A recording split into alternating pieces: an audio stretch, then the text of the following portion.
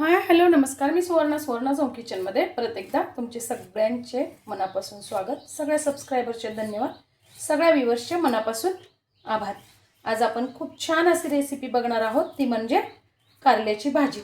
तर या भाजीला काही कुठला मसाला, कुठलं वाटण काहीच करायचं नाही. अगदी सोपी रेसिपी आहे, सासूबाईंची रेसिपी आहे माझ्या. ही भाजी तुम्ही 8 दिवस आरामशीर खाऊ शकता, अजिबात खराब होत नाही आणि तुम्ही प्रवासातही ती नेऊ शकता, कारण ही अगदी कमी तेलकट असते. म्हणजे तेल अगदी थोडंच टाकतो आपण, तरी सुद्धा ही भाजी खूप छान तयार होते. चला तर बघूया आपण आजची खूप छान अशी खमंग कुरकुरीत कारल्याची भाजी. तर त्यासाठी मी ते अर्धा किलो कारले घेतलेले आहेत. कारले आपल्याला छान असे सक्त्या करून घ्यायचे आहेत. बिया वगैरे आता मी काही काढलेल्या नाहीये, फक्त आपल्याला अशा छान सक्त्या करून घ्यायच्या आहेत. चकत्या खूप जाड करायच्या नाही आहेत, व्यवस्थित अशा पातळ चकत्या करायच्या आहेत. खूप पातळही नाही आणि खूप जाडही नाही, अशा आपल्याला चकत्या करून घ्यायच्या आहेत.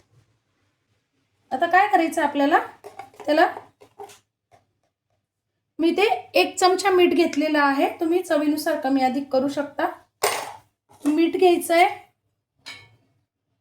थोडीशी हळद, थोडासा हिंग आणि हे आपल्याला छान मिक्स करून ठेवायचं आहे. इथे तुम्ही जाड मीठही वापरू शकता. आता हे असंच मीठ आणि हळद लावून आपल्याला एक 10 ते 15 मिनिटासाठी झाकून ठेवायचं आहे. आता बघा 10 ते 15 मिनिटं झालेली आहे आणि कारल्याला छान पाणी सुटलेलं आहे बघा. आता आपण बिया काढल्या नव्हत्या, पण काढायची गरजच पडत नाही, कारण आपण या पद्धतीने जर ठेवलं ना तर सगळ्या बिया आपोआपच खाली पडून जातात. बघा आता मी दाखवते तुम्हाला. आता काय करायचं, आपल्याला हाताने छान असं ते चोळून घ्यायचं, कारण मग आपण फक्त थोडंसं लावून ठेवलेलं होतं मीठ आणि ते असं कारल्याला ते चोळलेलं नव्हतं मीठ आणि हळद. आता बघा काय करायचं, आपल्याला हे असं चोळल्यानंतर कारल्याला मीठ आणि हे फक्त असं करून घ्यायचं आहे आणि बरोबर बिया सगळ्या मग खाली जातात आणि वरचे कारले घेऊन आपल्याला फक्त असे दाबून पूर्ण त्यातलं पाणी काढून टाकायचं. बघा या पद्धतीने, बघा किती पाणी निघतंय. जितकं आपल्याला हाताने प्रेस करून पाणी काढता येईल ना, दाबून दाबून, तितकं पाणी काढून टाकायचं. बघा किती बिया खाली राहिल्या आपोआपच, आपल्याला वेगळ्या बिया काढायला लागल्या नाही आणि कडूपणा पण कारल्याचा सगळा निघून गेलेला आहे. यात अजिबात बिया नाहीये, आपोआपच सगळ्या बिया निघून गेलेल्या आहे आणि राहिली एखादी तर तुम्ही ती अशी हाताने काढू शकता. आता बघा इथे मी लोखंडीच कढई घेतलेली आहे. तुमच्याकडे जे पॅन असेल, कढई असेल, त्यात तुम्ही घेऊ शकता. अर्धी पळी तेल फक्त टाकून घेतलेलं आहे. आपल्याला तेल पण खूप लागत नाही या भाजीला बघा. आणि तेल सगळीकडे कढईला काय करायचंय, असं लावून घ्यायचंय आणि आपण पिळून ठेवलेले जे कारले आहेत ना, ते टाकून घ्यायचे यात. आता सुरुवातीला मी 4-5 मिनिटं मोठा गॅस ठेवणार आहे.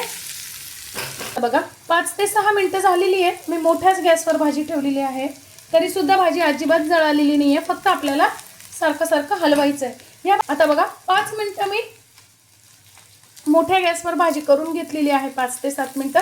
आता आपल्याला गॅस मीडियम करायचा आहे आणि मधनं हलवत 15 ते 20 मिनिटं कारले आपले छान कुरकुरीत थोडेसे होईपर्यंत भाजी होऊ दे.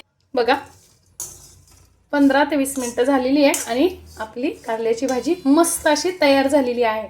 आपण तिखट टाकलेलं नाही, आपण साखर गूळ काहीही टाकलेलं नाही. फक्त अर्धा पळी तेलात, म्हणजे साधारणतः पोहे खायच्या 4 चमच्यात आपण ही भाजी बनवलेली आहे. ती पण अगदी खमंग कुरकुरीत मस्त अशी भाजी. आणि अशी ही भाजी तुम्ही 8 ते 10 दिवस छान टिकते ही भाजी. 8 ते 10 दिवस तुम्ही ही भाजी खाऊ शकतात, प्रवासातही नेऊ शकतात. बघा किती छान अशी आपली खमंग कुरकुरीत भाजी तयार झालेली आहे, कुठलंही तामझाम न करता, कुठलंही वाटण घाटण न करता.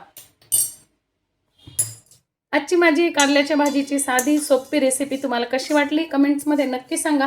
चॅनलवर नवीन असाल तर चॅनलला लाईक, सबस्क्राईब आणि शेअर करा. धन्यवाद.